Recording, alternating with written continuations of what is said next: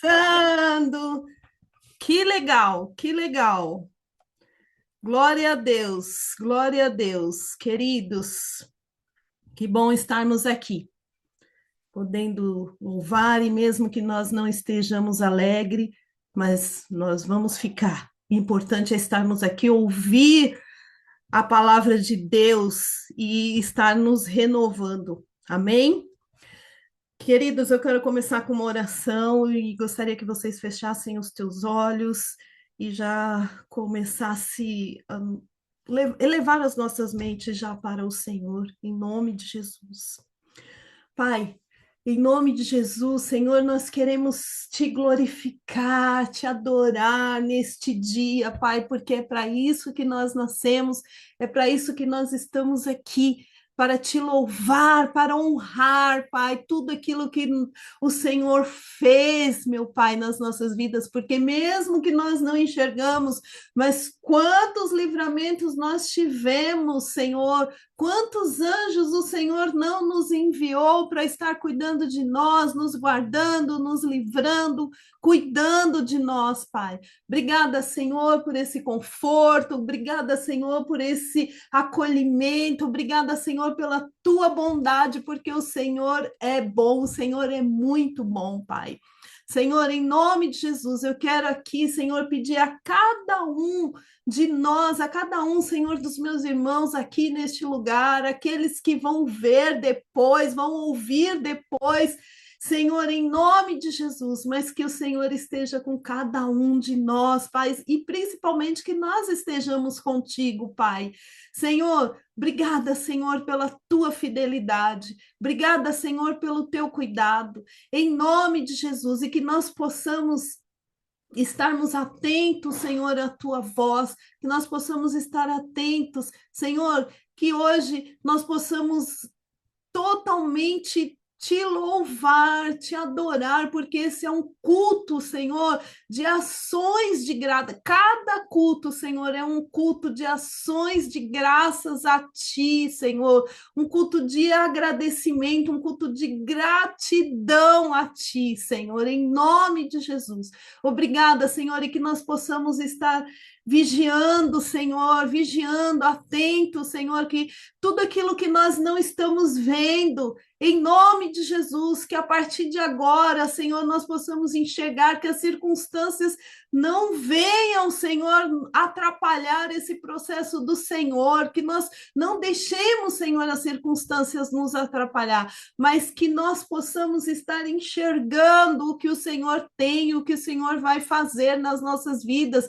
E isso, Senhor, é conhecer a Ti, Pai, porque no meio que nós vivemos, Senhor, muitas coisas diz o contrário daquilo que do Senhor tem para nós. Em nome de Jesus, Pai. Mas quando nós te conhecemos, quando nós estamos juntos de Ti, Senhor, nós sabemos o que o Senhor tem para nós, e o que o Senhor tem para nós é bom, é agradável, é perfeito, Pai. Em nome de Jesus. Senhor, eu quero te pedir para que o Senhor, que nós possamos estar atento naquilo que nós falamos, que nós sejamos, Senhor, tardios no falar, mas que nós estejamos prontos a ouvir ao Senhor, em nome de Jesus. E é por isso, Senhor, que eu quero aqui pedir perdão a Ti, Senhor, começar a te pedir perdão a Ti por tudo aquilo que nós falamos, que às vezes nós nem pensamos naquilo que nós falamos, em nome de Jesus. Nos perdoa, Senhor, nos perdoa, Pai, e que nós possamos estar atentos naquilo que sai da nossa boca, porque a nossa boca, Senhor, ela determina aquilo que vai acontecer com as nossas vidas, o poder que a nossa língua tem, Senhor, e que nós possamos estar vigiando, Senhor, em nome de Jesus, vigiando naquilo que sai da nossa boca, em nome de Jesus. E eu quero já declarar, Senhor, que os teus anjos estejam aqui nas pessoas que vão trazer a palavra, que os teus anjos já estejam aqui no louvor, que nós possamos estar abrindo os nossos corações para ouvir ao Senhor, em nome de Jesus, Pai, em nome de Jesus. Abençoa, Senhor, cada palavra, cada louvor, e que o Senhor receba, Pai, porque tudo é para ti, Senhor, e que nós venhamos sair daqui mesmo fortalecidos, Pai, em nome de Jesus, porque a nossa força, Senhor, vem da tua alegria, em nome de Jesus. Amém. Glória a Deus. Amém. Aproveitar que estamos agora nesse espírito de oração, né, que já acabamos de iniciar aqui essa manhã. Eu quero convidar você, quem já puder nesse momento abrir as suas câmeras, são todos bem-vindos para estarmos juntos aqui nessa manhã. Né, como já falei também no domingo passado, tenho certeza que isso também chega como um perfume suave diante do nosso Deus, né? Estarmos reunidos para celebrar a sua presença, para agradecermos as suas bênçãos, as suas misericórdias que têm nos sustentado e nos trazido até aqui todas essas manhãs, né, meus queridos? Vamos iniciar então esse momento aqui, esse domingo, iniciando, declarando que é o que nós cremos, né? Que não existe outro Deus além do nosso Deus, que Ele é incomparável, que Ele é santo, que Ele é digno. Amém? Deixa eu compartilhar aqui com vocês.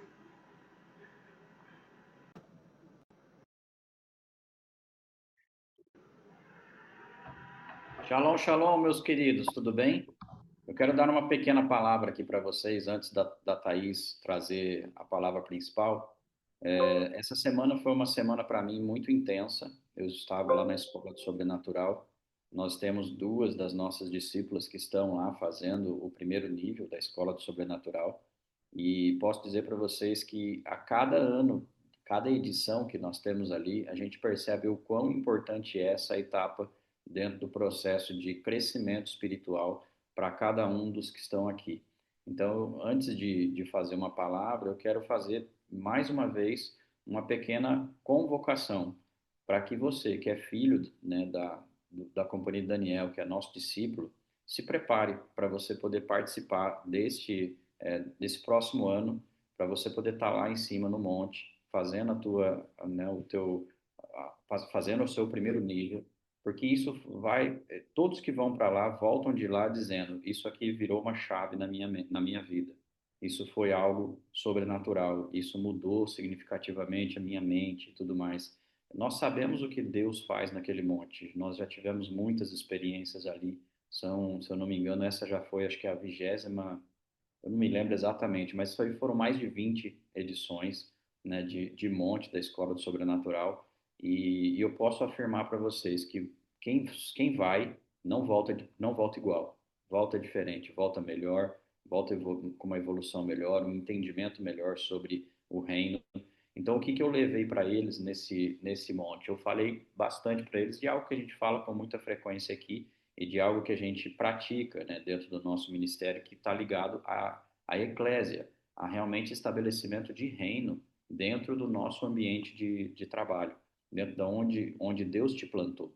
Esse entendimento que nós temos bíblico, né, de que nós somos a extensão do reino de Deus, isso faz parte completa da nossa identidade como Companhia de Daniel, mas principalmente da identidade do cristão. Todos deveriam, pelo menos deveriam ter esse entendimento de que nós somos a extensão do reino de Deus e que nós temos o nosso ministério que é dentro do nosso trabalho. Então, eu gosto de reforçar isso aqui dentro, porque muitas vezes as pessoas acham que isso aqui é uma igreja comum, é uma igreja como outras, que tem uma metodologia, que tem uma denominação. Essa é a parte mais difícil quando eu tenho que explicar para as pessoas leigas que não conhecem a Companhia de Daniel o que nós somos. Nós não somos uma igreja comum, nós não somos uma denominação, nós somos reino. Nós somos realmente a extensão do reino de Deus. Nós estamos treinando e capacitando vocês para que vocês possam ser mais um dentro do ambiente onde você trabalha, manifestando o reino de Deus. Então, esse é o nosso objetivo principal como Companhia de Daniel. Não é formar uma nova denominação, não é criar uma nova igreja, não é isso. É a gente restaurar a igreja primitiva do primeiro século, através do entendimento de que somos principalmente ministros de mercado.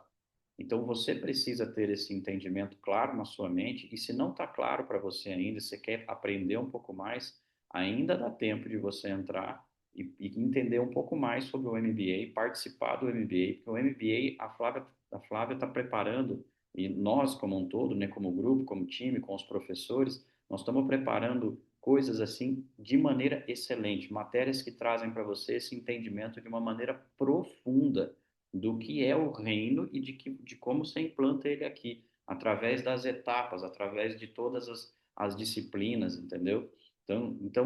A Mirella está dizendo, dando um próprio testemunho que está sendo um virar de chave. Então, de fato, queridos, nós estamos usando ferramentas que já existem no mercado corporativo para que vocês possam entender, ferramentas novas criadas, né, do zero.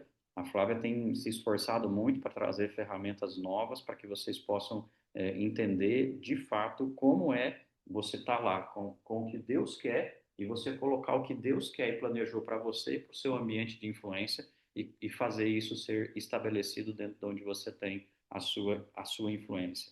Então, eu quero, sim, com essa introdução, dizer para vocês que eu quero desafiá-los a dar um passo a mais, a andar uma milha a mais e realmente se esforçar em fazer o quê? Em buscar conhecimento para que você possa crescer espiritualmente.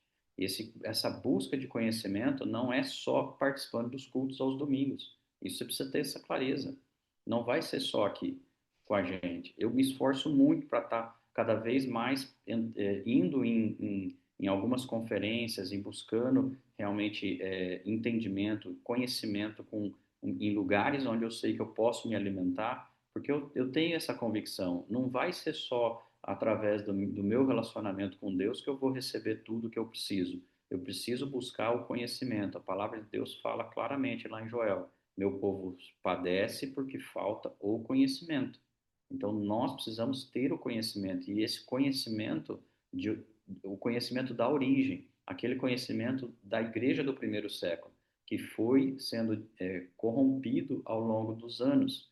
Então o nosso papel como Companhia de Daniel é resgatar esse entendimento bíblico, esse entendimento de igreja, esse entendimento da eclésia, de como nós realmente podemos nos manifestar agora, sem ter todas aquelas raízes de religião que foram incutidas em nós ao longo desses 2.000 anos que nós passamos.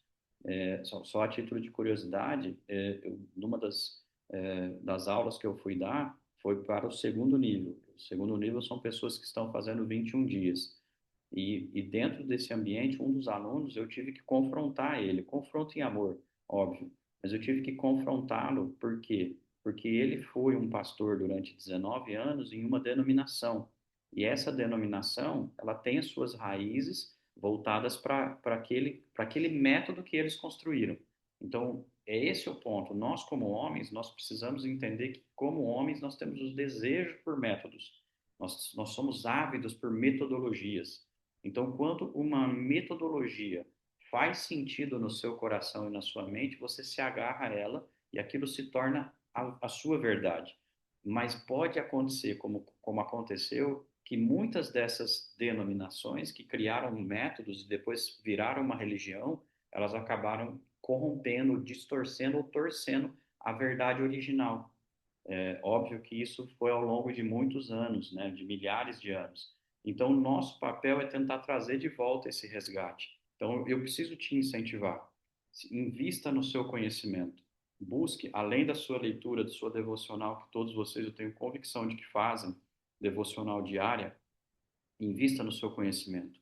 Um MBA como esse que nós estamos tratando, nós estamos trazendo profissionais e a partir do próximo mês, a próxima aula vai ter professores já convidados para trazer o quê? Trazer esse conhecimento com um outro olhar, que não seja só o nosso olhar, com o olhar também das pessoas que estão no mercado, que têm muito mais experiência que nós, mentores que nós respeitamos, pessoas que nós respeitamos muito, trazendo o conhecimento deles. E a gente precisa se alimentar de conhecimento para que a gente não pereça dentro do ambiente onde nós estamos. Todos vocês foram criados por Deus para manifestar o poder de Deus e, de fato, fazer a diferença onde você mora, na sua esfera de influência. Não deixe isso passar. MBA faz todo sentido, Escola do Sobrenatural faz todo sentido, congressos que você pode participar que vão te ativar, congresso profético, né? Nós temos os congressos proféticos dentro também da rede apostólica, fora da rede apostólica, só conversa comigo, com o Flávio, para a gente poder entender qual é a linha de entendimento, se é da mesma linha que nós temos de entendimento que é da igreja original, e vamos em frente, entendeu? Então, que Deus abençoe vocês. Minha abertura, eu finalizo por aqui dizendo para vocês, mais uma vez, reforçando, não se acomodem, não se acomodem. Não será apenas em cultos de domingo que você vai adquirir, né, melhorar a sua armadura, melhorar o seu conhecimento, melhorar a sua mente, e é óbvio, as pessoas falam sobre as coisas serem de graça, mas se for de graça, não tem o mesmo sabor e o mesmo propósito para você. Você precisa investir em você. E esse investimento tem a ver com grana. Então, invista em você, faça cursos, faça treinamentos, faça um MBA, faz escola do sobrenatural, porque eu posso afirmar para você, nós precisamos de estar preparados, porque virá uma onda de avivamento e nós precisamos ser os que estão preparados para receber o que virá dessa onda de avivamento. Eu creio que está muito breve essa onda de avivamento vir novamente, para que pessoas que hoje estão perdidas possam ser alcançadas. Avivamentos, eles vêm e vão, mas nós precisamos estar preparados para ele, porque Deus está realmente buscando e está às portas, o avivamento está às portas, para que muitos possam ser alcançados. Amém? Então, que Deus abençoe você, que Deus abençoe o seu domingo, que esteja em família ou que esteja trabalhando, mas que Deus abençoe você. Eu passo a palavra para a Thaís.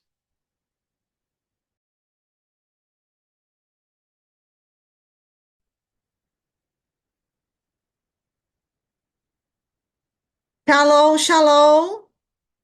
Bom dia a todos. Está me ouvindo bem, gente? Glória a Deus. Que bom. Vou te dar mais uma oportunidade. Pega e convida mais alguém, envia o link para mais alguém nos teus contatos, convide mais pessoas para estar aqui no culto, avisa que ainda dá tempo de pegar a palavra. E hoje nós temos uma palavra bem especial e bem forte, gente. Prepare-se, agarre nas cadeiras, que hoje vem. A gente tenta, tá? Eu tento. Fala, Deus, oxe, pai, por que que você faz isso comigo, né? Dá umas palavras assim, só para você ter noção. Onde está a ministração de hoje? O livro de Oséias. Ai, livro de Oséias. Quem é que conhece a história de Oséias? Hã? Levanta a mão aí. Quem conhece a história de Oséias? Gente, eu estava estudando o livro de Oséias essa semana. E eu nem tinha me dado conta, né, de que eu ia ministrar hoje. E ainda bem que tem a Karina, glória a Deus pela tua vida, Karina, que nos lembra, meu Deus do céu. Gente, eu ando assim com a memória. Senhor amado. Inclusive, já mandei até manipular um remédio para a memória para ver se ajuda, porque, meu Deus, eu falei esses dias para uma funcionária minha. Ah, às vezes eu tenho medo de me esquecer num lugar e não lembrar para onde que eu tenho que ir. Que Senhor amado. E aí eu tava, né, estudando o livro de Oséias e a Karina mandou mensagem lá no grupo, ó, vamos confirmar, né? Eu fui lá, deixa eu ver se eu tô escalada. Tô escalado. E aí Deus já falou. Tá aqui a palavra. Ai, papai, como assim, né? Era só um estudo, assim, né? Tipo, na minha rotina. Não, não é. E como é o título dessa mensagem? Pega, pega a visão. O título da mensagem de hoje é Você é a mensagem. Pare, eu sou a mensagem. Eu. Sarina, você é a mensagem. Rose, você é a mensagem. Léo, você é a mensagem. Cláudio, você é a mensagem. Lídia, Ana, saudade de você, Ana. Ana do bem. Todos que estão aqui, você é a mensagem. E, gente, estudando o livro de Oséias, sabe que, né, depois que a gente entra né, na visão da companhia, na visão, né, do servo, né, depois dos seminários do Henrique, a gente começa o quê, né? A querer entender as entrelinhas da passagem, da história. E quando a gente entra nas entrelinhas, meu Deus, a nossa mente, ela se expande. Fala assim, como que isso estava ali, eu nunca percebi.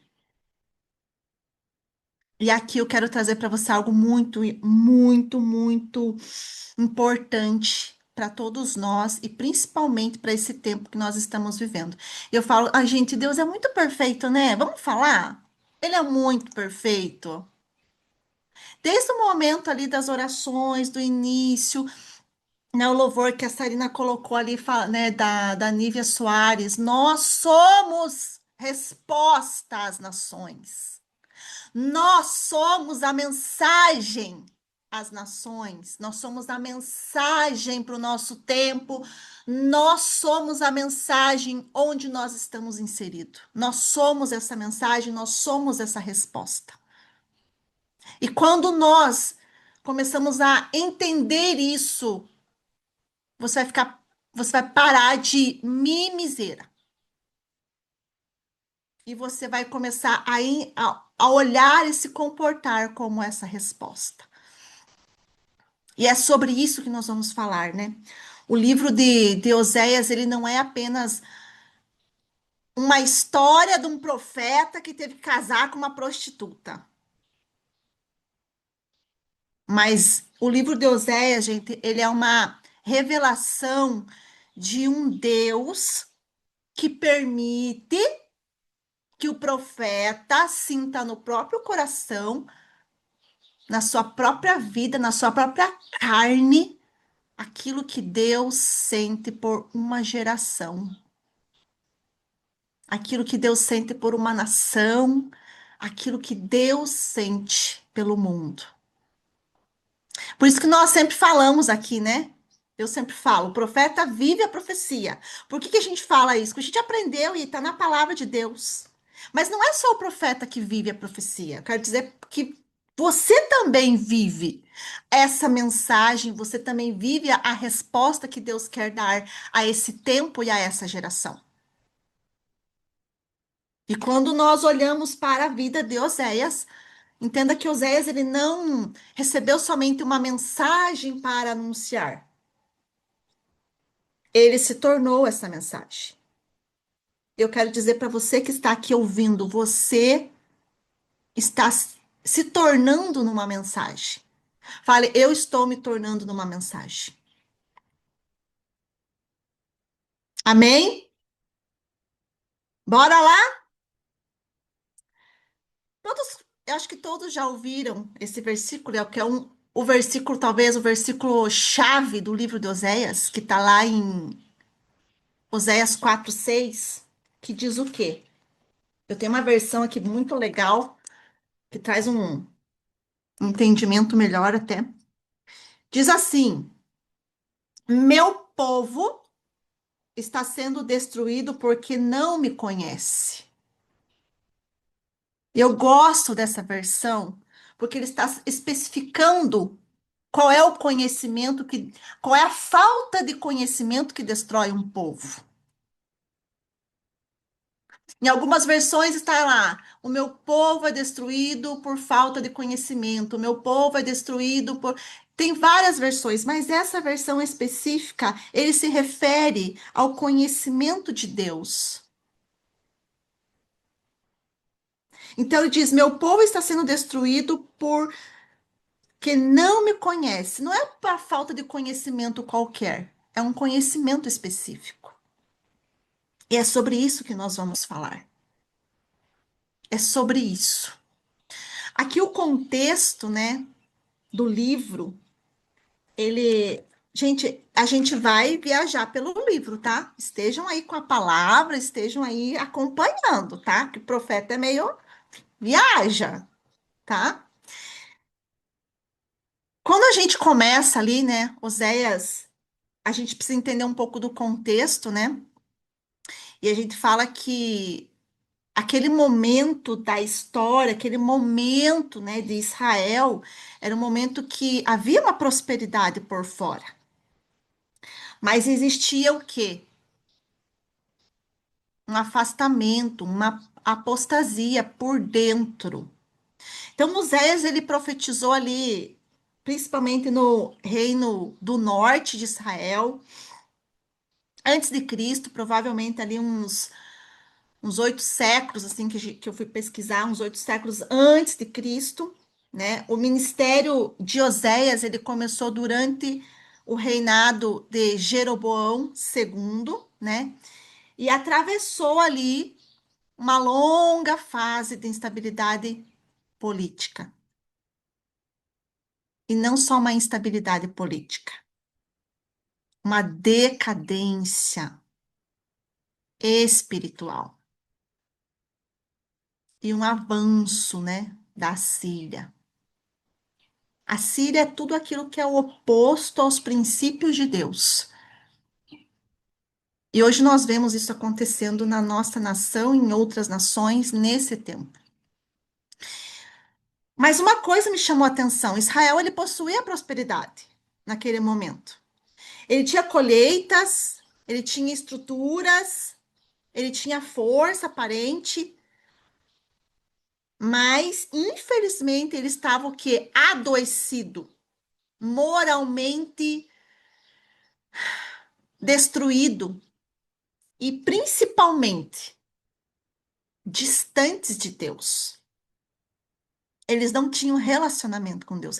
E aqui é que entra na nossa primeira conexão com o nosso tempo atual, com o nosso momento, né? Uma nação, gente, pode até prosperar. Uma pessoa pode até prosperar, mas isso não significa que ela está bem espiritualmente. Uma pessoa pode até estar vivendo as promessas, porque Israel estava vivendo as promessas de Deus. Haviam colheitas, havia prosperidade, eles estavam no território que Deus, né, concedeu, porém estavam falidos espiritualmente. E hoje nós vemos muito, não só dentro da igreja, mas fora da igreja. A gente vê na nossa nação e fora da nação, né, que podem ter templos incríveis, podem estar festando, comemorando, ganhando almas, alta performance nos templos, nas igrejas, e ainda assim as pessoas podem não conhecer ao Deus. Não é porque a pessoa fala de Deus que ela conhece a Deus. Não é porque a pessoa prega num púlpito que ela tem relacionamento com Deus. O problema de Israel não era a falta, né, da palavra. Era o quê? Eles distorcerem a palavra. Eles estarem. Deus fala muito aqui, né? Numa parte do livro, ele fala como o marido, né? E ele fala o quê? Vocês se divorciaram de mim, da fidelidade a Deus. Então, Israel, eles continuavam praticando as leis, eles continuavam sacrificando, mas eles haviam perdido a intimidade com Deus. Por isso que lá em Oséias, né, lá em Oséias 6:6, ele diz o quê? Quero que demonstrem amor e não ofereçam sacrifícios. Eu quero que vocês me conheçam, mas não desejo holocausto. Ou seja, as pessoas estavam praticando a lei, mas por religiosidade. Como diz nosso apóstolo João, por métodos. Porque o homem gosta de métodos, ele ama métodos. Gente, e tudo que Deus fez, que eu comecei a refletir no livro de Oséias, ele cai por terra todos os métodos. Ele age de uma forma totalmente oposta do que o ser humano estava acostumado. Principalmente usando um profeta de uma forma totalmente louca. Já pensou? Já pensou, gente? Deus falar com você assim, Léo. Léo, quero que você vá lá e arrume uma Gomer. Quero falar com esse povo. Tá repreendido, tá, Léo? Só tô usando de exemplo. Mas, gente, pense que loucura que é. Então, o que que o livro está denunciando? Está denunciando uma geração que pronunciava o nome de Deus, que mantinham as cerimônias, que conservava ali, né, o, o sacerdócio religioso, mas buscava segurança no quê? Em outras coisas. Em ídolos, em alianças políticas, em recursos humanos, em pessoas. O maior perigo, gente. Quem está aí anotando? Anota isso. O maior perigo de uma geração e de uma pessoa é abandonar completamente a palavra. Quer dizer, não é abandonar completamente a palavra. O maior perigo é você continuar usando a palavra enquanto você abandona o relacionamento com Deus. E foi muito engraçado que ontem, quando eu estava, né, preparando todo o estudo para trazer hoje, gente, essa semana Deus me permitiu viver muitas coisas e ouvir muitas coisas que conectaram com a mensagem de hoje, de muitas pessoas. Eu ouvi pessoas falando, o pastor foi descoberto e fechou a igreja, e os membros agora estão sem saber o que fazer. Aí eu vi ontem, de manhã, num feirão que a gente fez, o dono do estabelecimento falando, né? Meu Deus, o quanto as pessoas estão ainda em cargos de liderança, mas estão aquém. Aí ontem também, conversando com outras pessoas, nossa, fulano saiu da igreja por conta disso e disso, disso. Porque viu no líder, né, isso, isso, isso. Gente, isso está mais latente do que a gente imagina, e isso está mais alastrado do que a gente imagina. E é por isso que nós precisamos meditar nesse livro de Oséias e entender que a gente está vivendo esse tempo e que nós somos o quê? O que que nós somos?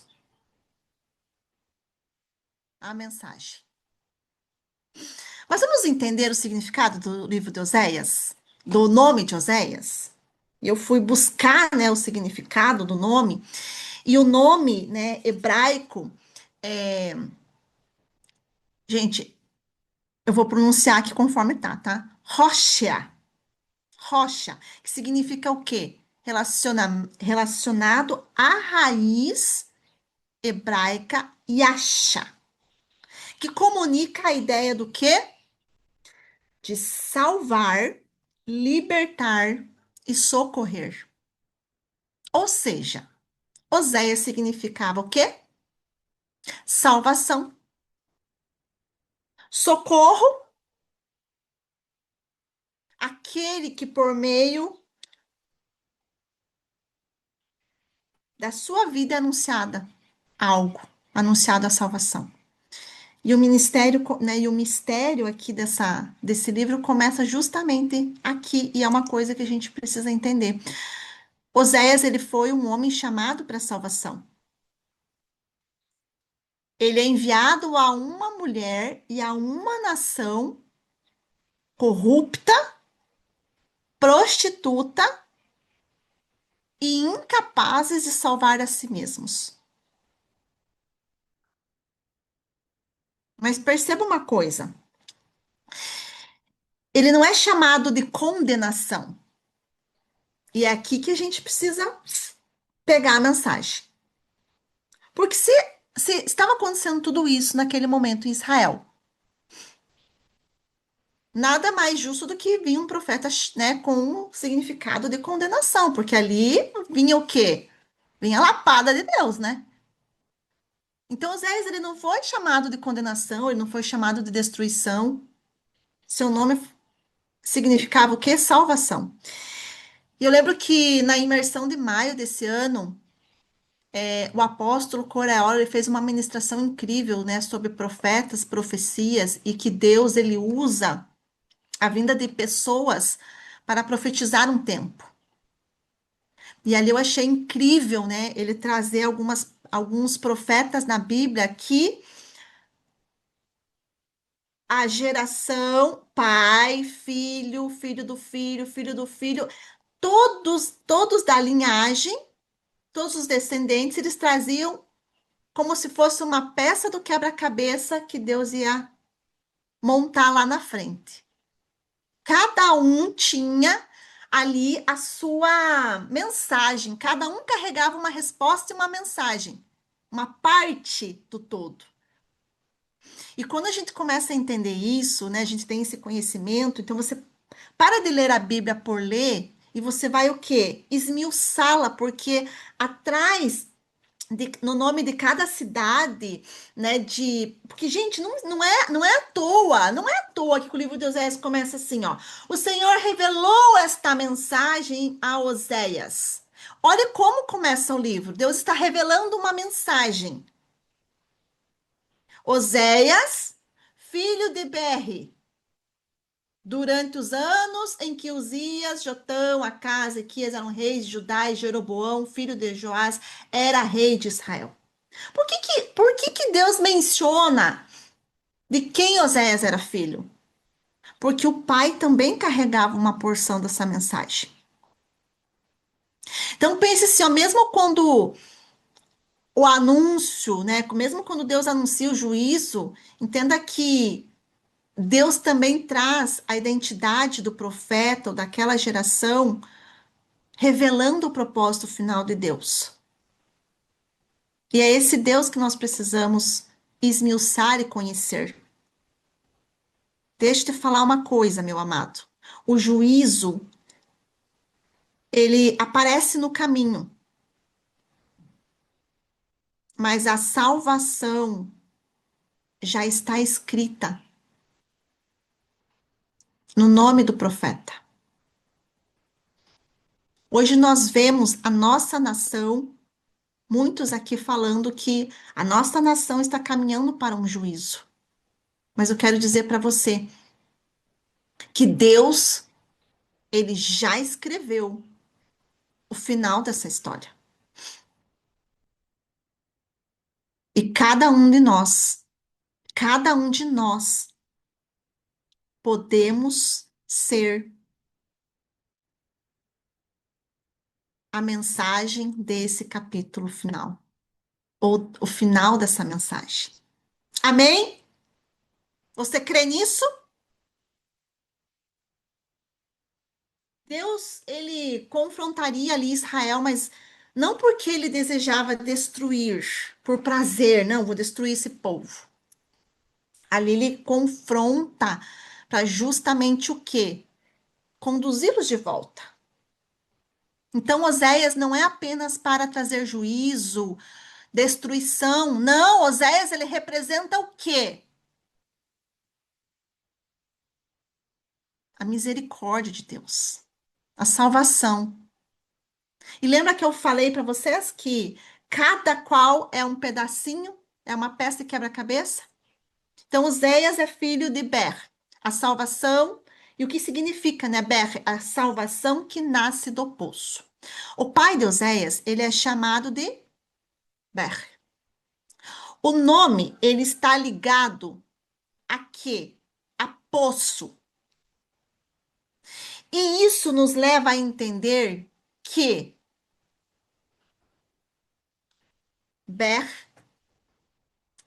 é o poço, é a fonte, é aquele que pertence à fonte.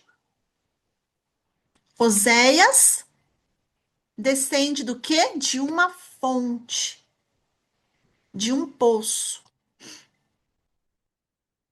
E ele se torna a mensagem da salvação. E é engraçado que a Bíblia fala muito sobre poço. Que Deus quer nos trazer o quê? O que que Deus quer nos trazer? A salvação que vou entregar à nação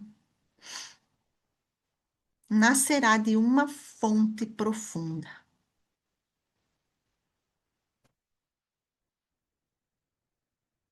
Salvação que vou entregar ao Brasil nascerá de uma fonte profunda. Amados, nós chegamos num ponto, e a gente tem falado isso na intercessão, que nós precisamos focar na intercessão macro e não na intercessão micro. A intercessão micro são aquelas questões pessoais, mais individualistas. E nós estamos num momento da nossa geração que nós precisamos olhar para o macro e entender que nós estamos aqui não para trazer conforto apenas a indivíduos, mas nós estamos aqui para trazer resposta a uma nação, a uma geração. Nós não podemos viver, amados, nós não podemos viver, como bem apóstolo João disse, como tudo que, né, trouxe aqui desde o início, nós não podemos viver em águas superficiais. Nós não podemos mais viver no raso. Há palavras que não nascem no palco, no púlpito. Há palavras, amados, que nascem onde? No poço, na profundidade. E é por isso que, se você for ler a palavra, você vai ver que José, antes de iniciar a sua mensagem, a sua resposta, ele foi lançado onde? Onde que José foi lançado? Num poço. Antes de José governar, ele foi lançado num poço. Se você for no livro de Jeremias, você vai ver, Jeremias foi colocado numa cisterna, poço. A mulher samaritana encontrou Jesus aonde? Num poço. Isaac teve que o quê? Reabrir os poços. Companhia de Daniel. Eu quero dizer uma coisa para vocês. Vocês não podem mais acreditar ou apenas experienciar ou estudar ou ler de forma rasa. Você não pode mais buscar o conhecimento de Deus de forma rasa. E você também, nós aqui não podemos mais também acreditar em informações rasas. Olha o quanto nós estamos sendo bombardeados por informações rasas. Notícias, rumores, ou até mesmo, amados, sabe aquele entusiasmo momentâneo, aquela performancinha de motivação momentânea? Nós não podemos mais. Nós somos chamados e nós precisamos voltar para onde? Para o poço. A profundidade. Então, as nossas mensagens, o nosso estudo, como o João disse, precisa ser aprofundado. Porque nós falamos, nós temos chamado para as nações, nós temos chamados para a nação. Mas, amados, quem pretende falar com nação precisa beber de uma fonte que a nação não conhece, que a nação não controla. Que é o quê? Profundidade com relacionamento com Deus, na palavra de Deus. Nós precisamos ser essa mensagem, nós precisamos ser essa resposta. Nós não podemos ser profetas ou pessoas proféticas que apenas entregam a palavra. Nós precisamos ser essas pessoas que irão viver a palavra.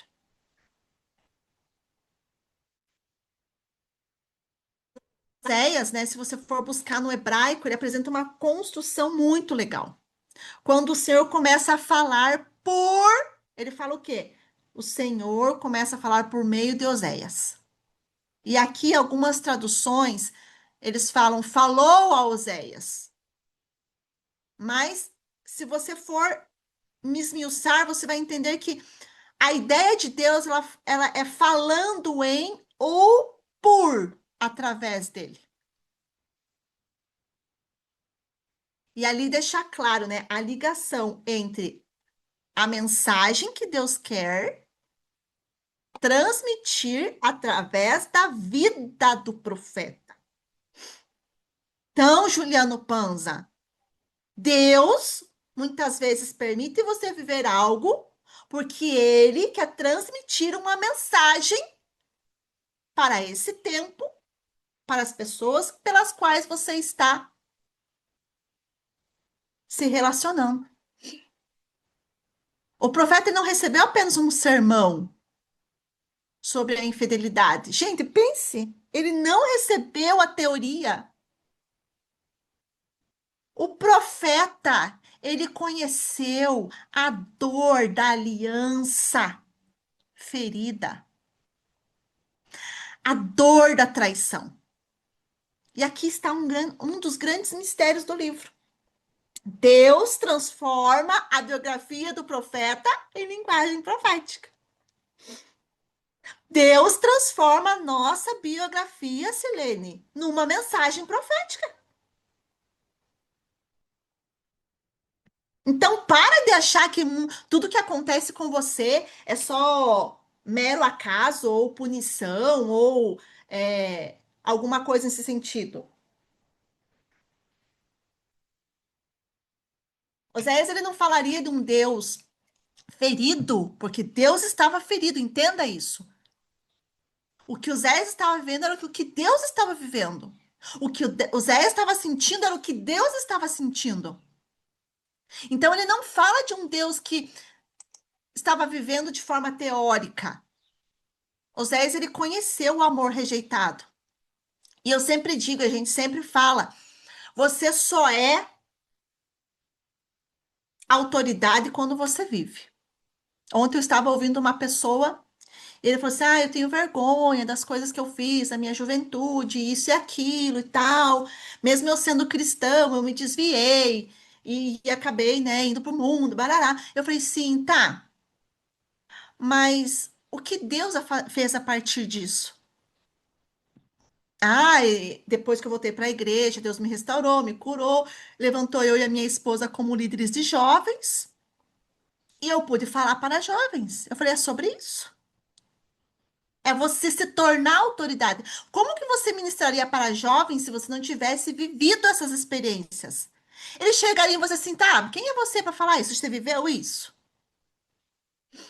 Então, Oséias, ele conhecia o amor rejeitado. Ele conhecia a infidelidade. Ele conheceu a ingratidão na carne. Ele conheceu a vergonha pública. E ele também conheceu o preço do resgate. O ato de amar novamente. Mas, amados, entenda uma coisa. Eu quero deixar aqui bem claro. É necessário a gente ter discernimento e um equilíbrio. Porque nem todo sofrimento, nem tudo, né, tem todo relacionamento abusivo. Ele deve ser mantido assim como uma justificativa. Porque tem gente que fala assim, eu estou vivendo Oséias. Calma lá. A experiência do profeta, ela foi uma convocação específica. E a gente precisa ter esse discernimento. E é onde a igreja mais peca hoje é a falta de discernimento. Gente, a palavra de Deus diz que a igreja seria enganada por lobos disfarçados de ovelhas. E se tem uma coisa que você precisa buscar insanamente, é por discernimento. Porque pessoas são enganadas de forma muito sutil. Então a gente precisa tomar muito cuidado. Nem toda dor significa que nós estamos sendo corrigidos. Muitas vezes é consequência de escolhas. A gente precisa ter o quê? Discernimento. Entenda que existem dores causadas por escolhas, existem dores produzidas pelo pecado e pelo pecado alheio também. Existem dores, né, do próprio mundo caótico que nós estamos vivendo, porque hoje a gente também está sofrendo por consequências de um desgoverno e muitos estão sentindo suas dores, mas também tem a dor que Deus permite para transformar em quê? Em autoridade. Então a gente não deve romantizar a dor, mas também, gente, a gente não pode desperdiçá-la, ok? Compreenderam até aqui? Aquilo que não matou a tua fé vai se tornar o lugar onde você será autoridade. Sarina, Juliano Panza, Cristiane Pereira. Aquilo que não vai matar a sua fé vai se tornar a sua autoridade. Eu vejo que a companhia de Daniel passa, né, sempre por uma situação parecida a todos, né? Que é o quê? A questão das finanças, a questão ali dos relacionamentos, a questão da própria carreira.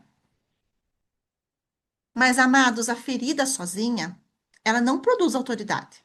Mas quando a ferida ela é tratada por Deus, ela produz em nós humildade, compaixão, discernimento. E quando nós falamos daquilo que nós vivemos, a nossa mensagem, ela se torna muito mais potente, ela se torna muito mais forte. Amém? Faz sentido? Vamos entender o que é Gomer, o que significa Gomer? Porque ali tem, né, são duas pessoas específicas que Deus usa, Oséias e Gomer. E o Gomer está relacionado à raiz que pode comunicar um completar, um terminar, um chegar ao fim. E pega, gente, essa visão, porque no final dessa ministração, que é no final do livro de Oséias, você vai entender o quão poderosa é essa mensagem de Deus através da vida de Oséias. E o que Gomer representa? Gomer representa o quê? Uma nação corrupta, prostituta, infiel.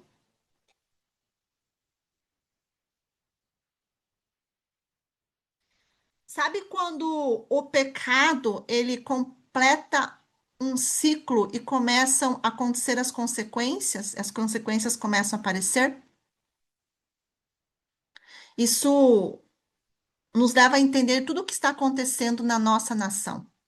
Muitas consequências já estão acontecendo, decorrentes de pecados, de ciclos de pecados, de idolatria, de infidelidade. Então, Gomer era filha de Diblaim, Diblaim. E o que que é, né? E eu fui buscar o significado, não é algo, entenda que esses significados são suposições que podem significar, tá? Não que seja.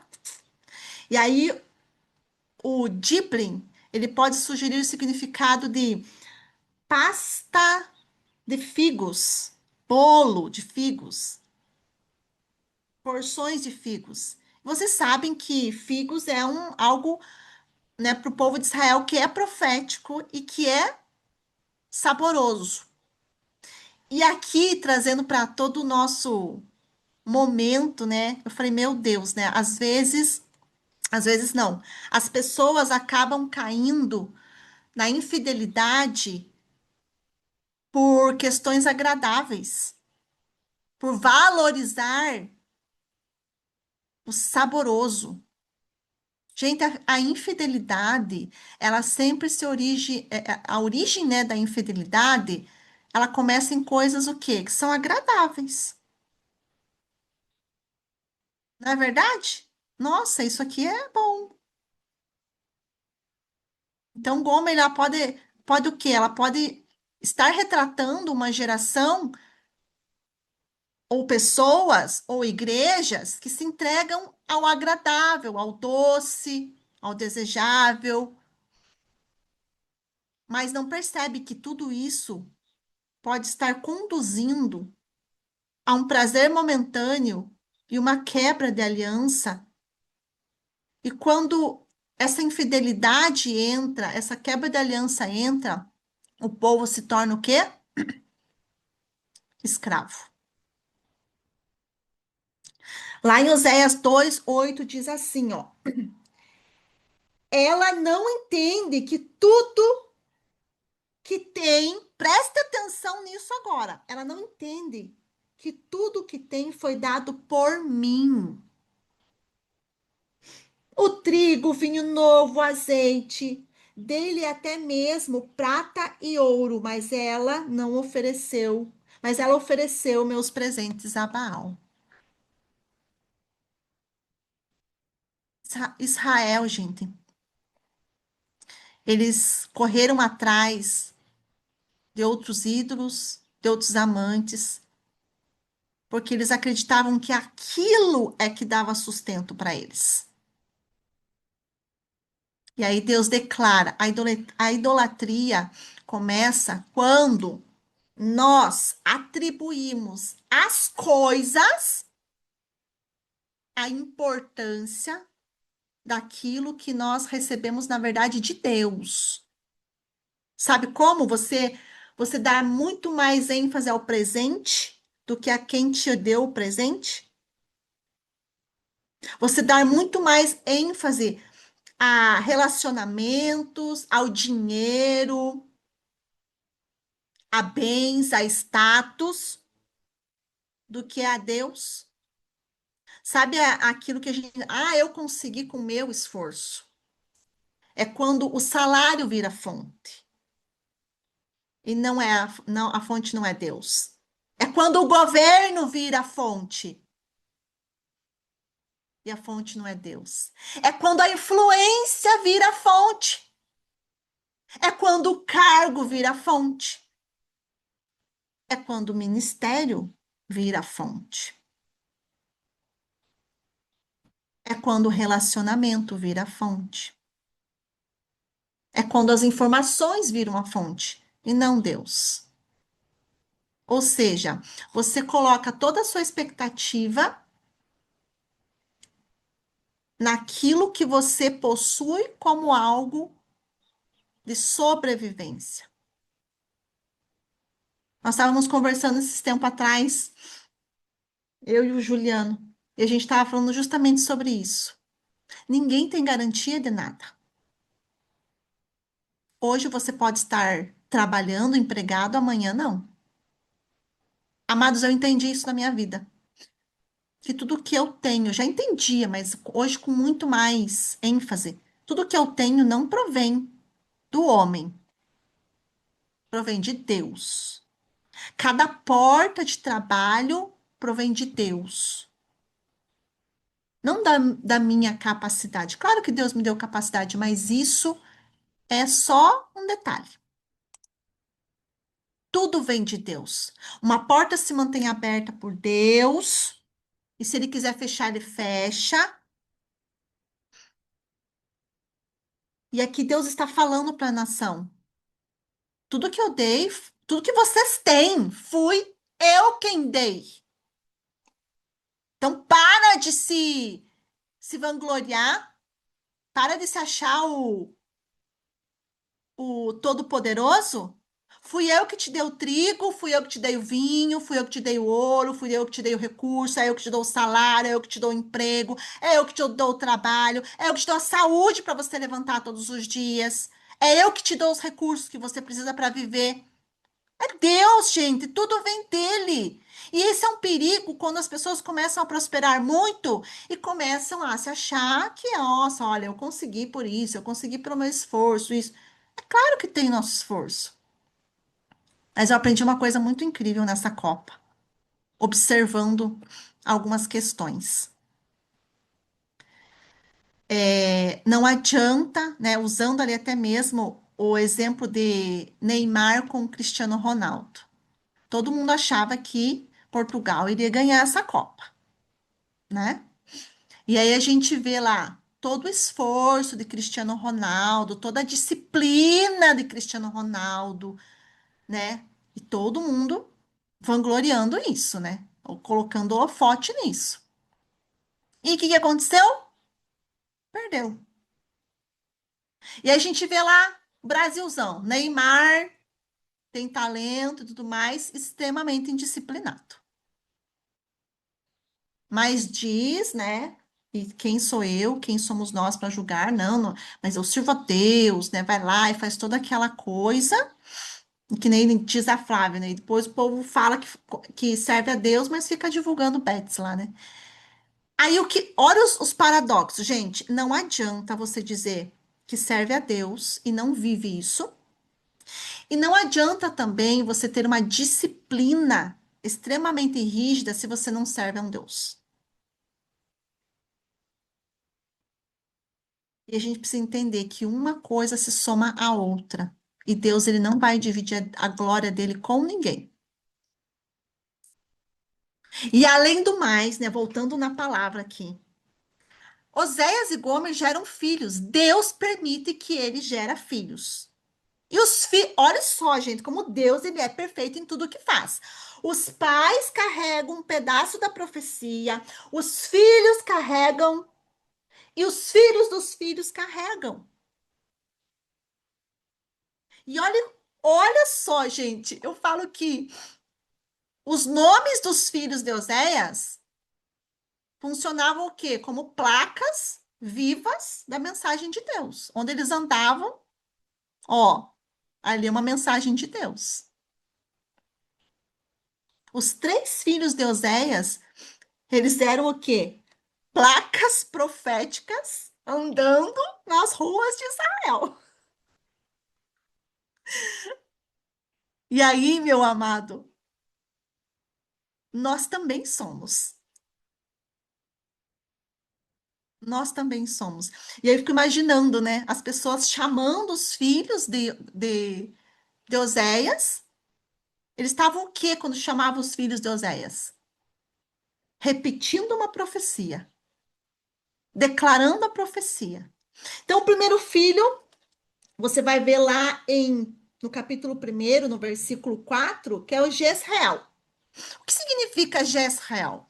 Significa Deus semeia ou Deus espalha. O nome contém uma tensão profética. E você vai entender o porquê é uma tensão profética. Porque Jezreel era um lugar marcado pelo sangue. Se você for pesquisar lá, você vai ver que Jezreel, ele era o quê? Um território tomado por violência. pelo poder, pelos acontecimentos à casa de Jeú. Então, esse vale, ele carregava o quê? Uma memória política, uma memória militar, uma memória de dor.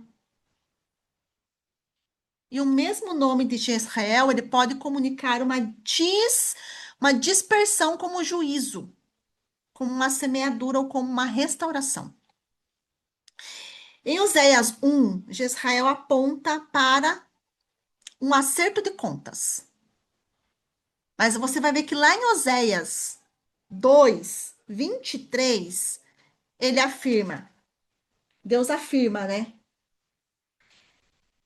Então semearei uma safra de israelitas e os farei crescer para mim mesmo.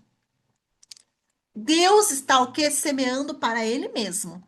O mesmo Deus que espalha por rebeldia, semeia por rebeldia, é o mesmo Deus que também semeia e espalha por misericórdia. E olha o mistério de Jezreel.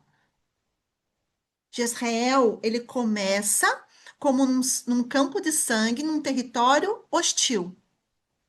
E termina como um campo de sementes.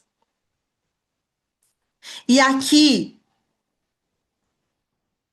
amados, é uma coisa que a gente precisa entender que Deus, ele não nega o passado. A gente pode aplicar isso na nossa vida pessoal, a gente pode aplicar isso na nossa nação. Deus, ele transforma o significado de um território. Há lugares, Gisele, na nossa história que foram campos de guerra. Há lugares, Ellen, que na nossa história foi campo de dor. Mas Deus, ele pode transformar esses campos numa semeadura. Aquilo que pode ter sido um cenário de perda, Carol, pode se tornar num território de colheita. Aquilo que carregava, Márcio, uma memória de vergonha, pode ser uma nova profecia. O Senhor não precisa apagar a nossa história, o Senhor não precisa apagar a localização para mudar uma estação. Ele pode ressignificar, ele pode transformar. Amém? Você crê nisso? Amém? Vamos para o próximo nome? Lohuama. Lohuama, que é a segunda filha. O que significa Lo? Por que tem o Lo antes? O Lo significa não. E Ruama significa misericórdia, compaixão ou ternura. Está relacionado a uma palavra usada também para ventre materno. Então, Lohuama significa não alcançada pela compaixão, não alcançada pelo amor materno, não alcançado pela misericórdia. E o nome anunciava o quê para Israel? O nome anunciava que Israel havia o quê? Persistido tanto em quebrar a aliança com Deus que ele enfrentaria as suas escolhas, a consequência das suas escolhas. E o próprio texto ele explica o nome. Mas, gente, Deus não termina a história dele no Lô. Deus não termina a história dele no não. Lá em Oséias 2:1, ele diz o quê? Nesse dia vocês chamarão seus irmãos de Ami ou Ruama. Ele tira o Lô da frente. Ou seja, vocês chamarão alcançados pela misericórdia. Mostrarei amor a vocês. Então, Deus, ele remove o prefixo de rejeição. E por que Deus fala?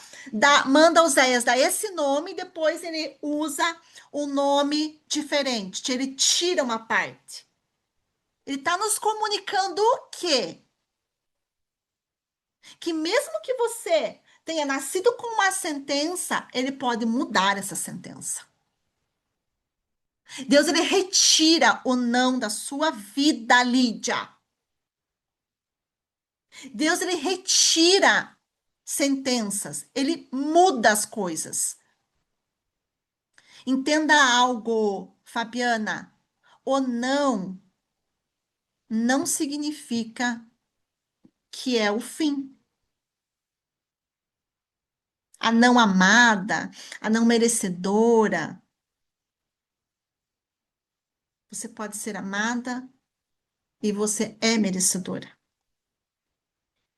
Deus muda histórias. Amém? Vamos para o próximo nome. Lo-ami, que significa o quê? Lo, mais uma vez. Não. Ami significa meu povo. Ou seja, Deus está ali rejeitando o povo. Esse é o ponto mais grave da história de Oséias. Que o problema não era somente perder a prosperidade ali, gente. Aqui está falando sobre identidade. Quando Deus fala meu filho, meu povo, é a nossa identidade, é a identidade. Então, quando ele fala não, meu filho, não, meu povo, Deus está o quê? Instaurando uma crise de identidade. Então, Israel, ele desejava os benefícios da aliança com Deus. Ele desejava a mão de Deus. A gente fala, é você ora pelo bolso de Deus, mas não pela presença de Deus. Eles queriam uma proteção, mas sem precisar obedecer. Já viram pessoas assim? Ah, eu só vou buscar Deus por aquilo que Ele pode me dar, não por aquilo que Ele é. É buscar a provisão de Deus sem se relacionar com Ele.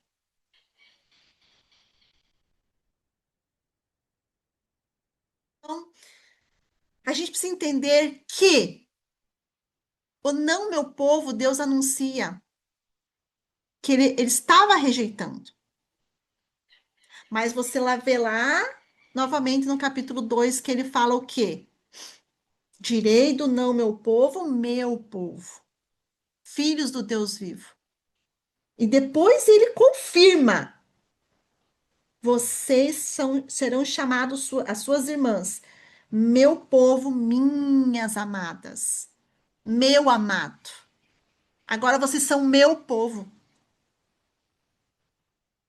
Vocês são meus amados. Então, pega aqui, ó, a visão dos três filhos de Oséias. Primeiro, Jezreel, espalhados, e Deus transforma em semeadura. Lohuama, que é sem misericórdia, e Deus transforma em alcançados pela misericórdia. Loame, que significa o quê? Não meu povo, e depois fala meu povo. Então o livro começa com nomes de ruptura, com nomes totalmente ao contrário àquilo que está no coração de Deus. Mas ele termina restaurando a identidade e trazendo a misericórdia. Então, cada um que está aqui profetiza um destino. Profetiza um anúncio de Deus, uma condição.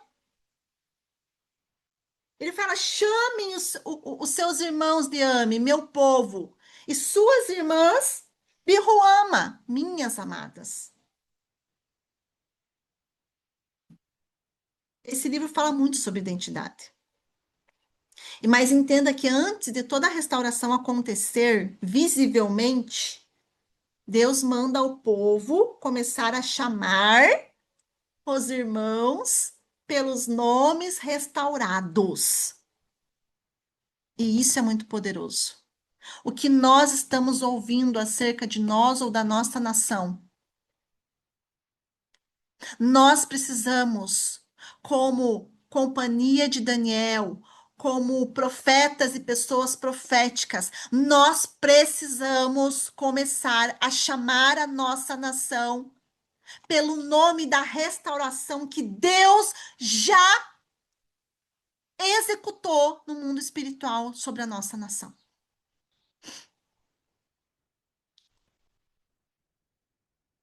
Precisamos ser essa voz profética, amados, que ignora o diagnóstico, que ignora toda a sentença contrária. Nós precisamos ser a voz que transforma esse diagnóstico numa identidade permanente. Ontem uma pessoa falando, ai, porque eu sou sozinha, porque eu sou sozinha. Eu falei, para de falar isso. Você está falando sobre a sua identidade. E você não é, isso não é a tua identidade. Você está num momento sozinha. É um momento. O teu momento não pode se tornar a tua identidade. Ai, porque eu sou uma quebrada, porque eu sou uma fracassada, porque... Gente, por favor, cuide com o que sai da boca de vocês.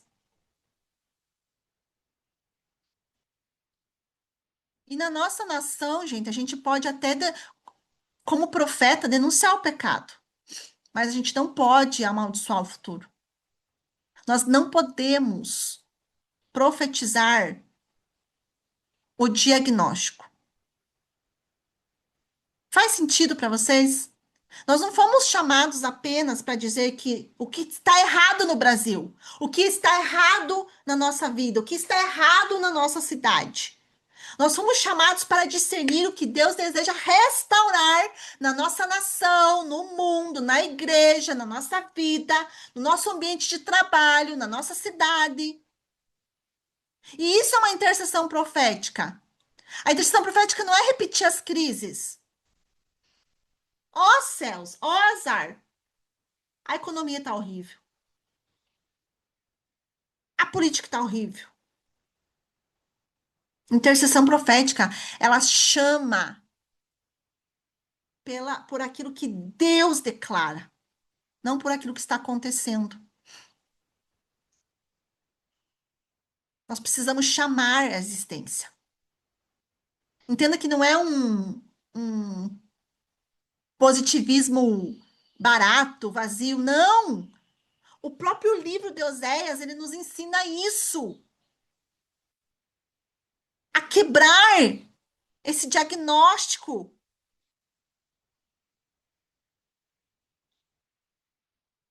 E a gente precisa entender que existem profecias sobre o nosso Brasil. E eu quero que vocês resgatem, pesquisem, vão atrás dessas profecias e comecem a trazer isso como uma verdade na oração de vocês. Todos nós temos um chamado a orar pela nossa nação. Não é só o grupo de intercessão, não são só os profetas, são todos nós. Mas entenda que profecia sem verdade, ele é a bajulação. Cuide com os bajuladores. Nós precisamos trazer verdade com consciência. E outra coisa que a palavra de Deus fala, é verdade sem esperança é condenação. E Deus une aqui, gente, o confronto e a redenção no mesmo livro, no mesmo profeta. Olha o que diz Oséias 2, 14 e 15. Gente, esse livro me encantou de uma forma. Contudo, eu conquistarei de volta ao deserto e levarei e lhe falarei com carinho. Olha que lindo, que amor de pai. E lá ele fala: devolverei suas videiras e transformarei o vale de Acor numa porta de esperança. O deserto, amados, ele muitas vezes aparece para nossa percepção como um lugar de castigo. O que nós estamos vivendo hoje na nossa nação, a gente só vê como uma punição, um castigo, mas muitas vezes é nesse momento que Deus vai se manifestar, muitas vezes não, é nesse momento que Deus vai manifestar. Como o João trouxe aqui, há um avivamento às portas. O deserto, amados, é um lugar de desintoxicação, é um lugar de reencontro, é um lugar de reposicionamento, é um lugar de restauração.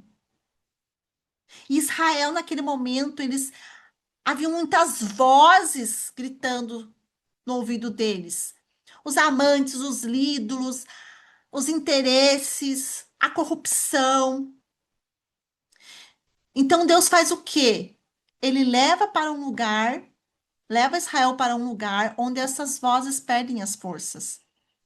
E é nesse momento que nós estamos. Às vezes Deus permite a redução dos ruídos para o quê? Restaurar a nossa sensibilidade em ouvir a voz dele. Ele fala, né, do deserto no vale de Acor. O que significa Acor? Você sabe o que significa Acor?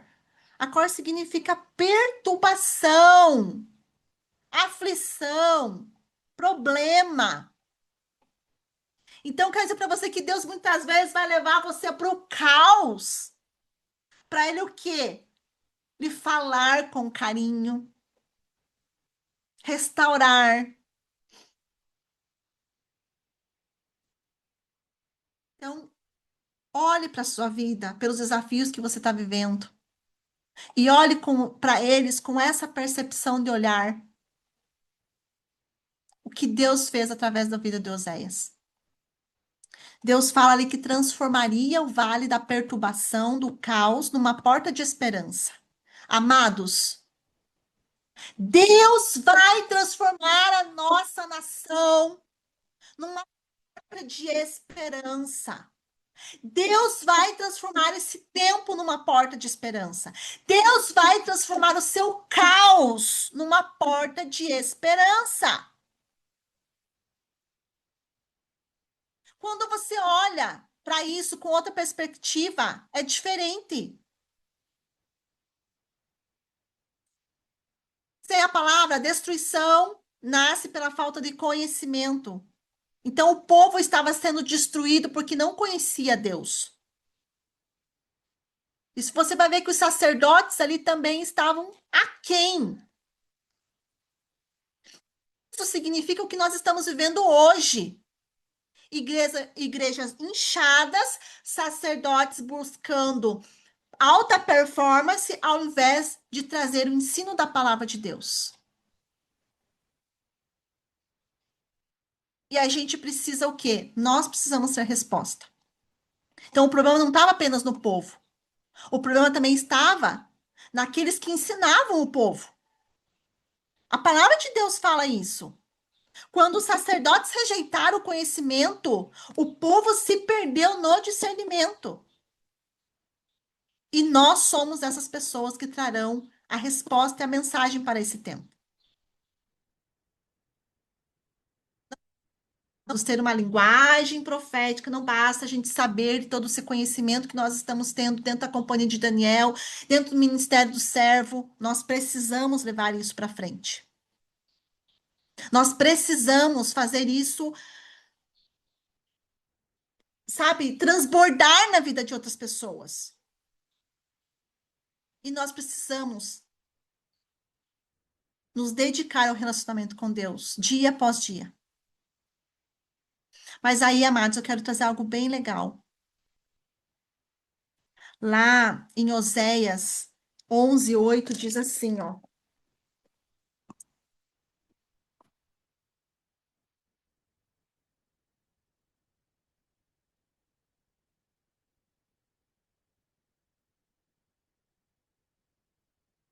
Como eu poderia desistir de você, Israel? E aqui eu quero mudar. Como eu poderia desistir de você, ó Brasil? Como poderia deixá-la? Como poderia destruí-la ou arrasá-la? Meu coração está dilacerado, mas a minha compaixão transborda. Não enviarei minha ira furiosa. Não destruirei o Brasil, pois sou Deus e não um simples mortal. Sou o santo que vive entre vocês e não virei com a minha ira. Eu quero declarar como profeta e quero que você declare isso. Que o Senhor transformará a nossa nação e que ele virá sobre essa nação com amor. Com amor, amados.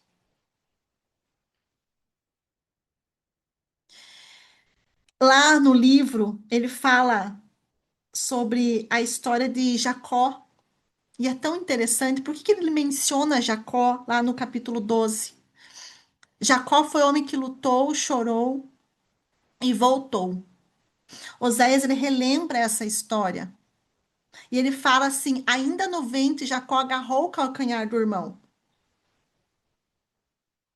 Ele lutou com Deus, ele venceu o anjo. E há uma sequência muito interessante nessa questão de Jacó, que cabe para nós. Primeiro, ele agarrou o calcanhar.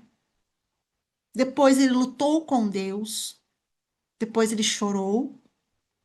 Depois, ele suplicou. Depois, ele encontrou Deus. E por último, ele recebeu a direção para voltar. Jacó ele começou tentando obter as coisas pela força. E aqui é onde muitos de nós peca.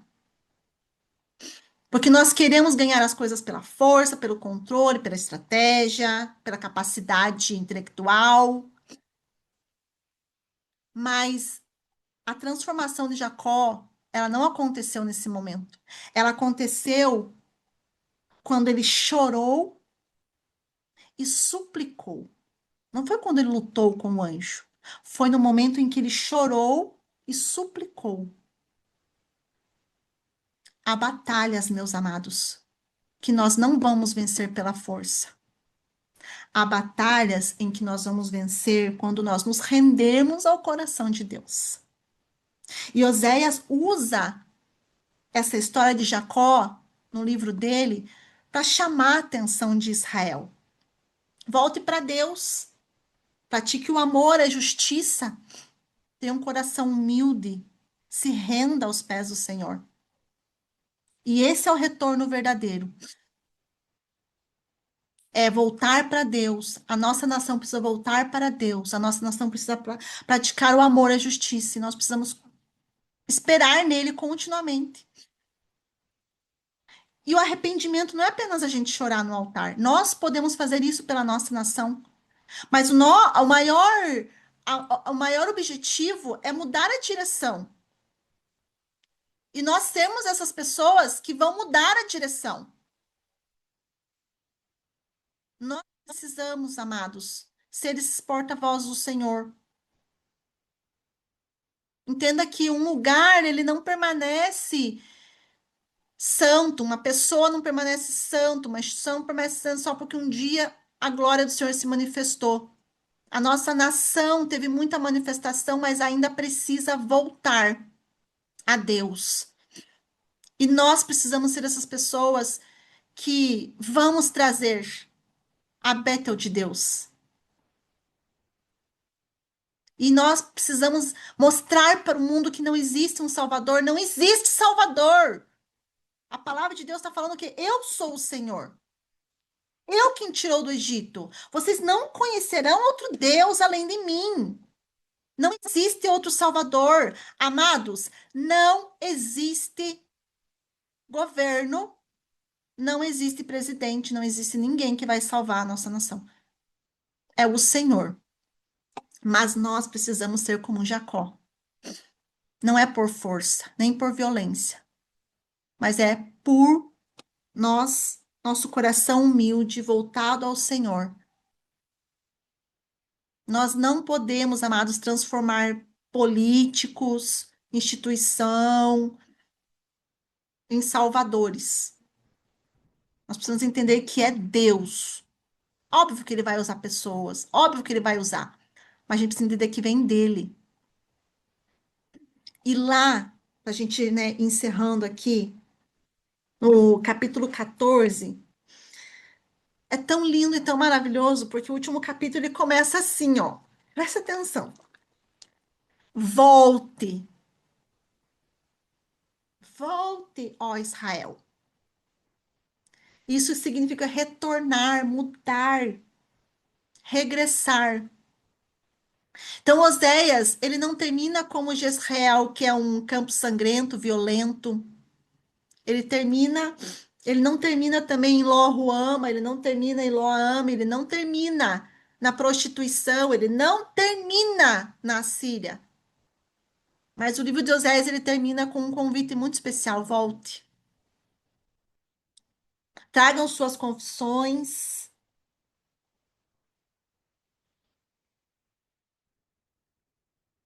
Deus não está procurando uma performance perfeita, mas ele está buscando um arrependimento genuíno e verdadeiro. Pode salvar a nação, a não ser o Senhor. A Síria não pode salvar. O pessoal, não sei se vocês ouviram, né? Ah, o Trump vai invadir o Brasil, isso e aquilo. Gente, não vamos colocar a nossa esperança em homens. Ninguém pode salvar a nossa nação a não ser o Senhor. Não é pela nossa força. Aqui é um arrependimento que a gente precisa ter. A nação precisa ter, mas nós precisamos ter essa mensagem. É um arrependimento verdadeiro, genuíno. Deus vai mudar a nossa nação. Mas aonde nós estamos colocando o nosso foco? Deus, ele vai curar a infidelidade da nossa nação. Lá no capítulo 14, 4, ele diz assim: então eu os curarei de sua infidelidade e os amarei com todo o meu ser. Pois a minha ira, presta atenção, gente, pois a minha ira desaparecerá para sempre. Serei para o Brasil como orvalho refrescante. Israel florescerá como o lírio. O Brasil florescerá como o lírio. Lançará raízes profundas no solo, como os cedros do Líbano. Seus ramos se estenderão como belas oliveiras, perfumados como os cedros do Líbano. Meu povo, o Brasil, viverá novamente em minha sombra, crescerá como o trigo e florescerá como a videira. Seu aroma será agradável, como os dos vinhos do Líbano. Ó Brasil! Fique longe dos ídolos. Sou eu quem respondo às suas orações. Cuido de vocês. Sou como a árvore sempre verde. Todos os seus frutos vêm de mim. Quem for sábio, entenda essas coisas. Quem tiver discernimento, ouça com atenção. Os caminhos do Senhor são retos, e neles andam os justos. Mas nesses mesmos caminhos, os pecadores tropeçam e caem. Esse fechamento do livro de Oséias, a gente vê que Deus, ele não apenas, ele pode impedir que a pessoa caia de novo, mas ele pode curar, ele pode restaurar. Ele vai ser. Ele fala, eu vou ser para vocês o orvalho. Gente, esse fechamento, ele nos mostra o amor de Deus incondicional por uma nação. E não é só para Israel. É para todas as nações. Principalmente pelo Brasil. Então, ele termina ali: quem for sábio, entenda estas coisas. Quem tiver discernimento, ouça com atenção. Porque nesses mesmos caminhos, os pecadores vão tropeçar. Então, Oséias, ele não termina com algo emotivo, mas ele termina com um pedido do quê? Discernimento. Lembra que eu falei aqui para vocês? Nós precisamos buscar de forma extravagante o discernimento. Porque a mesma palavra que conduz o justo ela pode se tornar pedra de tropeço para quem insiste na rebeldia.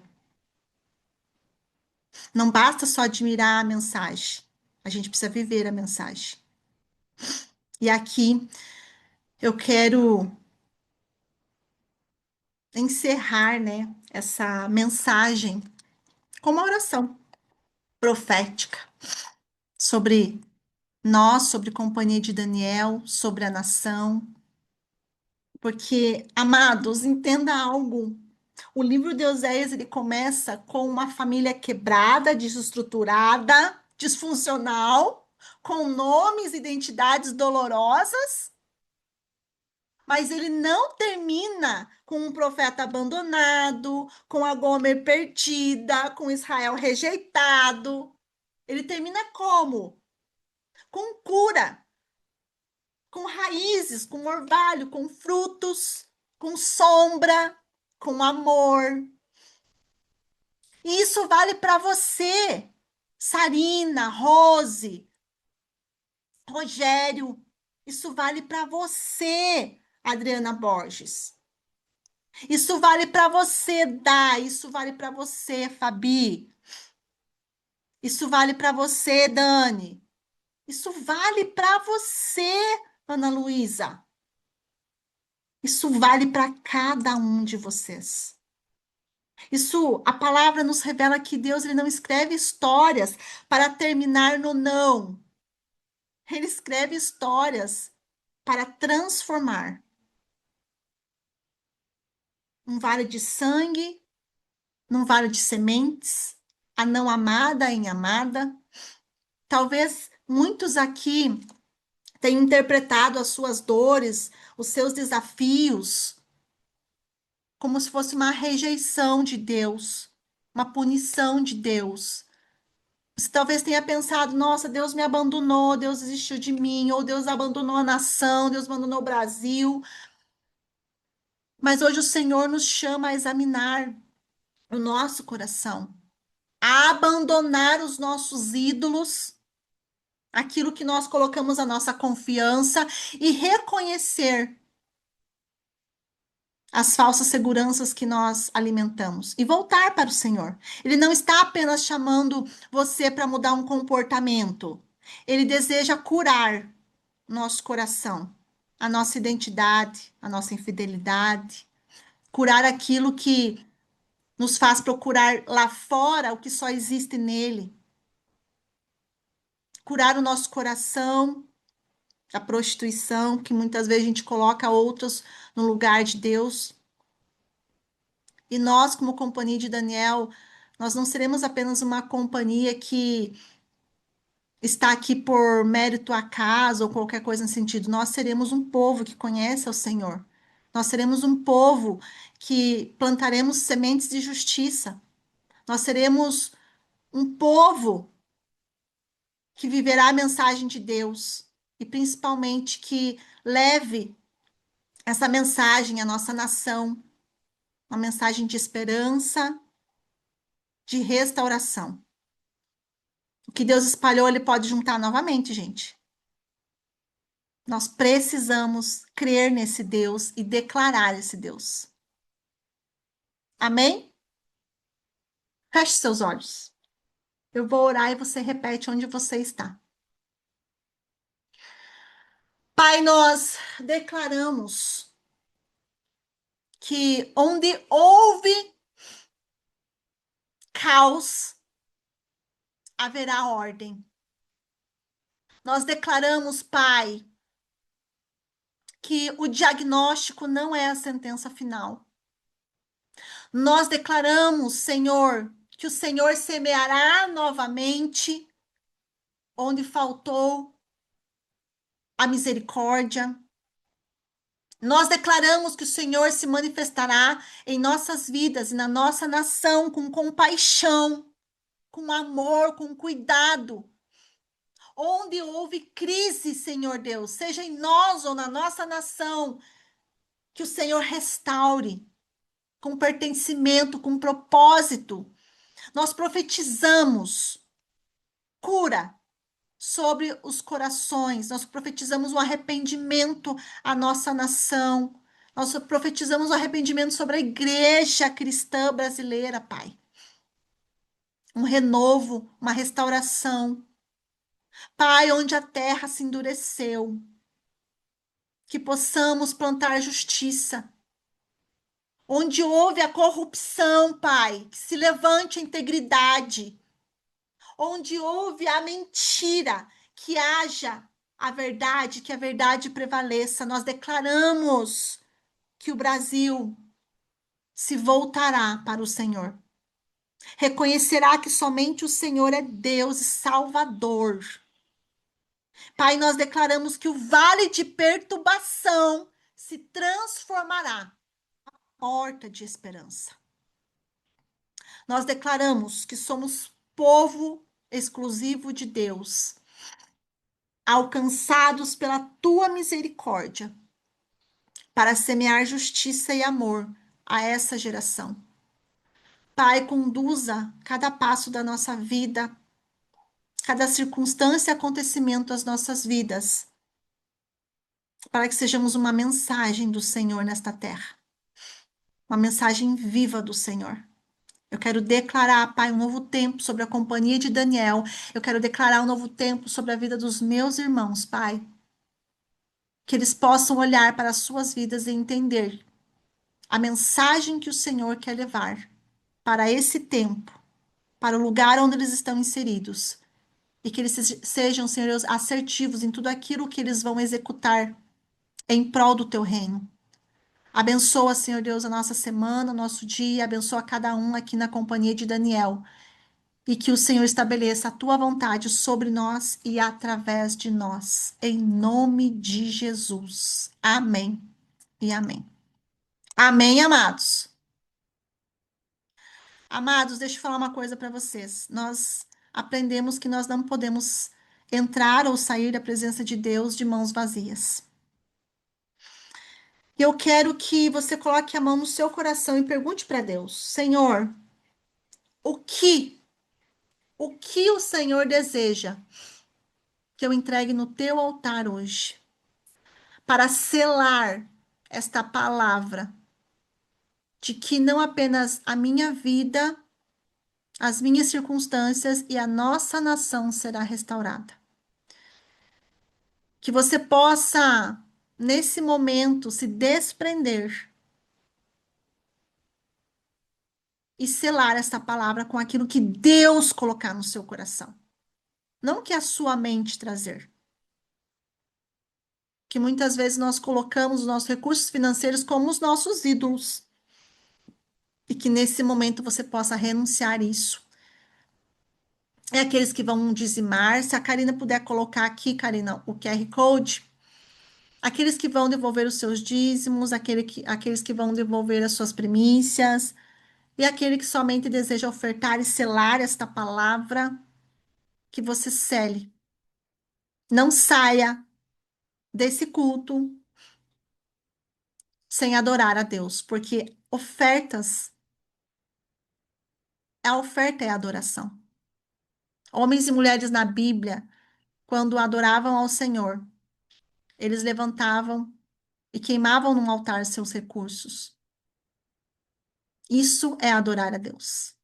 Que nesse momento você possa ouvir do Senhor e aquilo que Deus colocar no seu coração, na sua mente, você execute. Amém? Enquanto você está aí fazendo a sua oferta, devolvendo os seus dízimos, eu quero lembrá-los que teremos o culto presencial em Campinas. É no próximo domingo, né, Karina? No próximo domingo tem culto presencial em Campinas. Então, para você que é da região, não pode ficar de fora. Os cultos presenciais são extremamente importantes. Então, aproveitem essa oportunidade. Amém?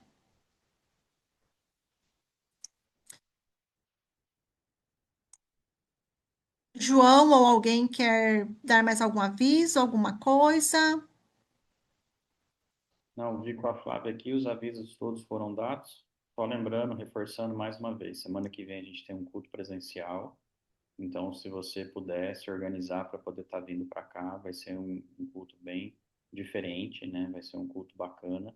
Eu acho que vale a pena nós estarmos juntos, porque um dos grandes objetivos da igreja, né, presencial é a comunhão. A gente vem, a gente se alimenta um do outro, a gente se fortalece, e queira ou não queira, esse próximo culto vai ser comemoração do aniversário da Flávia. Então, ela ama, ela ama a gente perto dela. Então, faça um esforço você para poder estar aqui e aí vamos todos juntos, né? Além de comemorar o aniversário dela, também poder, né, aprender, estar junto, enfim. Deus é com todos aí. Que Deus abençoe vocês. Sarina, você quer falar? Ok, depois eu vou orar para finalizar. Nem queria falar, mas não tem jeito, né? Senão depois eu que vou ficar com a minha conta aqui em aberto, então é melhor falar, né? Pedir licença é melhor falar. Essa semana, meu devocional, o senhor tinha me conduzido a algumas memórias, assim, que não são muito fáceis e muito boas, às vezes, a gente lembrar, né? E foi muito nesse sentido da palavra que a Thaís trouxe hoje, até sobre o direcionamento das músicas, né? Já havia recebido alguns direcionamentos e eu fiquei, assim, com dúvida, né? Pensando, falar, não vou colocar essa música, isso tem a ver comigo, né? Deus quer mexer comigo nisso aqui, quer tratar minhas coisas aqui, tá bom, né? Mas não tem nada a ver com louvor, né? E fiquei insistindo e fui, coloquei uma outra sequência hoje, um outro direcionamento que acabei mudando até hoje pela manhã, mas agora depois da palavra da Thaís fez muito sentido e não podia deixar de falar, né? Então, por isso que eu ergui a mão aqui e pedi licença para trazer essa complementação, né? E o senhor me fez lembrar de uma memória ruim, Zebana, porque a minha mãe adoeceu muito cedo e ela demorou a ter diagnóstico, então por esse motivo ela tinha uma doença psiquiátrica, que ela tinha algumas alucinações, então ela tratava eu e minhas irmãs como se nós fôssemos cópias das filhas verdadeiras. E isso foi muito difícil para mim, porque em todo momento eu tinha que fazer esse movimento de alguma forma encontrar uma maneira de chamar a atenção dela e de que eu conseguisse que ela visse que eu não era a cópia que ela me via, mas que eu era, como ela mesma fala, a original, né? E como eu falei, não é gostoso lembrar, não foi gostoso lembrar, por isso que eu não queria ter falado na palavra de introdução, por isso que eu não coloquei as músicas que eu tinha recebido o direcionamento, mas ficou muito claro com a palavra que a Thaís trouxe. Então, o que eu quero deixar com esse exemplo e que o Senhor ministrou no meu coração essa semana é que para o nosso Deus nós não precisamos fazer nenhum movimento desse, né? Deus sabe da nossa identidade, né? Então foi algo muito difícil que eu tive que viver e estou tendo que ressignificar assim agora e que Deus tem trabalhado no meu coração muito nesse sentido, né? Para Ele nós não precisamos ter esse movimento, né? Esse cuidado e e uma dificuldade, né? Nesse sentido de tentar achar um caminho para encontrar espaço, né? Então é essa palavra que eu queria repartir só com vocês. Desculpa a choradeira. Amém, amém, Sarina. Cura é assim. E muitas vezes ela vem no melhor momento, que é, né, falando para todos, né? Quando você abre, a palavra de Deus fala que a gente precisa compartilhar não só os nossos pecados, como está escrito lá, mas também situações que nos afligem. E Deus, né, nessa comunhão é feita para isso, para a gente poder realmente se ajudar mutuamente.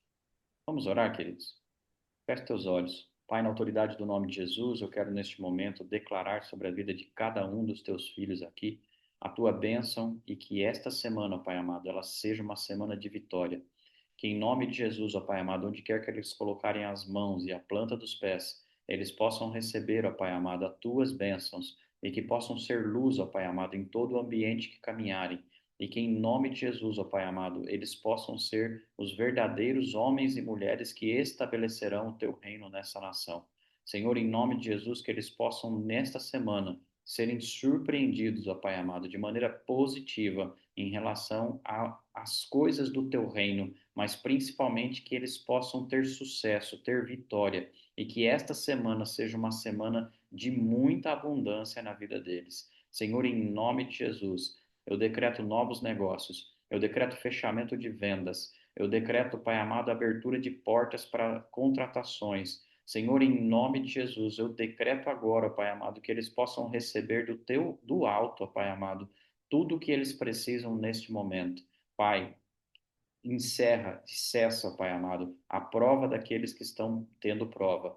Mas em nome de Jesus, dá força, dá sabedoria e entendimento para que cada um aqui possa dar os passos que precisa dar, ó Pai amado, para que possa receber a bênção, para que eles possam entender a prova e realmente passar por ela, para que eles possam dar um passo a mais para poder ter o chão sendo colocado por Ti.